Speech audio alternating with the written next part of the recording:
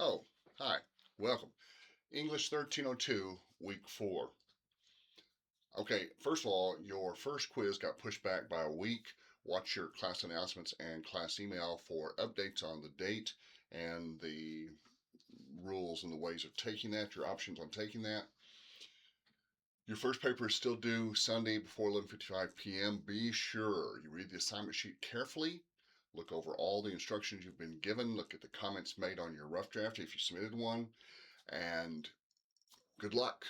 If you have a question about it, it's kind of late now, um, just because I don't have time to read, respond, and for you to review. But anyway, I'm sure you'll do well. I'm looking forward to reading some really, really good papers. On Monday, I guess that's February the 9th, yeah, week 5, we start a new unit. It's called the Fiction Unit, and it's composed of short stories. Before you start reading the short stories, though, you need to get the vocabulary down. There are two sets of vocabulary words. The first one that you want to know is called literary criticism. Here's our definition. Literary criticism is the systematic study, evaluation, and interpretation of literary works. Now, a lot of you have dealt with literary criticism in the past, so this is kind of old hat to you. But if you haven't, let me just kind of point out that literary criticism is not criticizing something just to find mistakes. It's not like a restaurant critic or a book critic where you're just looking for something to criticize. Literary criticism is an additional way of reading a piece of literature, a short story, and helping you to understand it better or understand it differently. Everybody reads it and they bring their personal experiences, their ideas, their opinions to the table, and they understand a piece of writing in that way. But if you look at it from these other perspectives, it helps you to understand it differently. Let me pause right there and give you your definition of what is a short story. Should have started with that, I know. But according to Edgar Allan Poe, a short story is any piece of writing that can be consumed in one sitting. Now, what is one sitting? Basically, it means how long can you sit still for while you read something. For most people, it's about an hour, maybe two if you've got a really comfortable chair.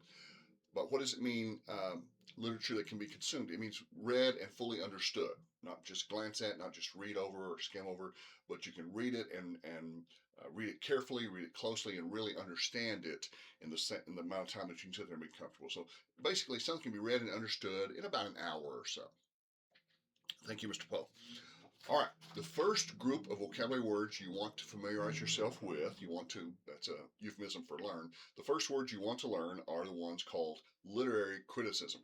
Now, this is a big field, and there are lots and lots of different forms of literary criticism. I've given you just the basics 1, 2, 3, 4, 5, 6, 7, 8. 1, 2, 3, 4, 5, 6, 7, 8, 9. I've given you the 9 basic ones, and they're pretty straightforward. Formalism. You need to learn that one first because we use that one all the time. It relies on the formal elements of a text like structure, character, setting, symbolism, etc., etc., etc. We'll come back to that in 1 second. Feminist approach. I'll let you read the definition there. Economic theory, cultural studies, historical criticism.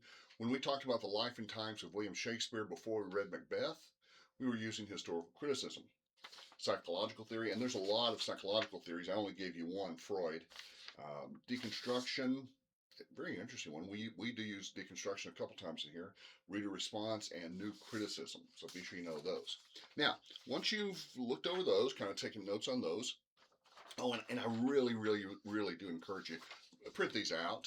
If you're in my class, I'll give you a handout. But if you're not in my class, print these out for yourself. They're very, very useful, especially this one. It's called an analysis matrix or elements of formalism.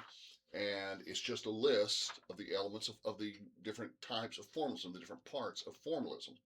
What's involved in formalism? Things like plot, protagonist, antagonist, setting, symbolism, foreshadowing, irony, style, diction, tone, point of view, theme.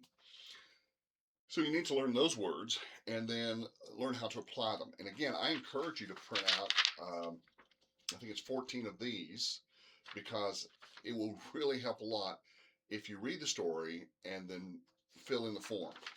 Write down who is the author here, what is the title of the short story, Write down who the main character is, who or what works against the main character, where the story is set. Now, you won't be able to fill out every one of these for every story because on some stories they don't have any irony, they don't have any symbolism, there's no foreshadowing. So if you can't find it easily, I would just skip it, and you may find it later upon a second or third reading. That's another thing about short stories. They do require a close reading. It means you have to read them carefully, you have to read them slowly, you have to look up words you don't know. So after a close reading, you should be able to fill out one of these forms fairly completely. And of course, look for examples of feminist theory or historical criticism or psychological theory. Okay, there's a little bit open right now. I just opened a new tab called, new learning module called Fiction. And I think there are 4 PowerPoints or handouts open right now. I'll be adding more to that as we go through. I will try to get you something on every story. If I don't get you a handout or a PowerPoint, I'll give you a little video just basically talking about it. But as you read, we only got 2 short stories for next week. One is called a Rose for Emily. The other is called Hills Like White Elephants. Hills Like White Elephants is a delightful little short story by Ernest Hemingway. It's only got 2 characters. It takes place in about 15 minutes, and it's just a discussion. It's a dialogue, but it's that dialogue that helps us to understand the dynamics better. Look at who's talking to who and what they're talking about. Now, if you like that one, you're going to hate the next one. A Rose for Emily is the complete opposite. It's written by William Faulkner, and it is complex. The sentences are long. The descriptions are in depth. There's lots and lots of symbolism. The setting of this story becomes hugely important. It's set in a Gothic mansion, which is terribly run down after the American Civil War, which was a terrible division, a scar across our country, and the country's trying to rebuild itself. And there's one little part of the Deep South which is kind of resisting that, both economically and culturally. And Miss Emily embodies that. Now, Faulkner is a fascinating storyteller, and if you enjoy Faulkner, if you get Faulkner, that's great. If you don't get Faulkner, don't feel bad. First thing about the Hills Like White Elephant is the story is narrated by the town. The town is the narrator.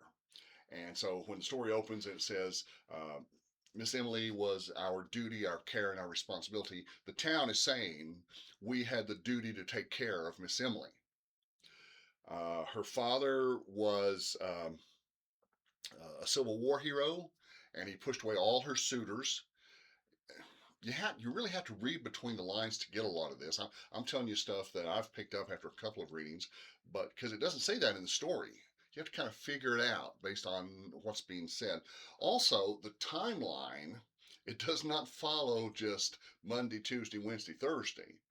It's Monday, Wednesday, Tuesday, Friday, next week, last week. It bounces around all over the place. So you have to kind of, it helped me. The way I really understood this story first, when I first started teaching the story, I sit down with a piece of paper and drew a line and said, okay, this happens, then this happens, then this happens, then this happens. And so it helped me to visually construct a timeline because I knew things weren't happening in the right order, and they don't. The story opens with her funeral.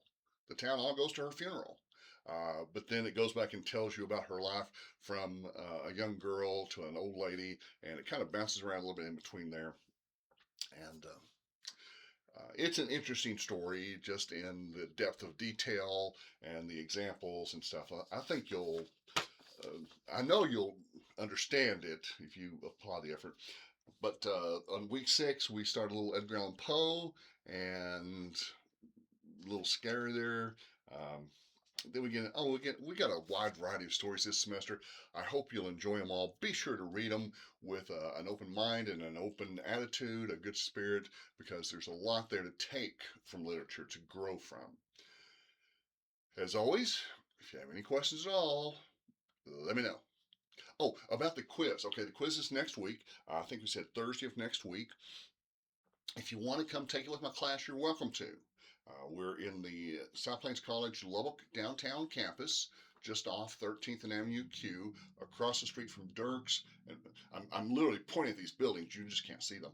We're right behind the Prosperity Bank building and the big statue of the Pioneer family. Um, and my office is on the second floor, room 2022. We meet in room 2016, which is right next door. And you're welcome to come take the test with my class, or if 5:30 is not a good time for you, contact me. I'm happy to set up a time during office hours. I just hand you the test and you take it. It's no big deal. But if you wait until after the class takes the test, you can do a makeup test, but it won't be the same form. The class will take a multiple choice test. The makeup test will be like short answer or essay or fill in the blank or something like that. Same, it'll cover the same material, of course. Just the questions will be a different form. All right, if you have questions about that, let me know. And I look forward to visiting with you some more later.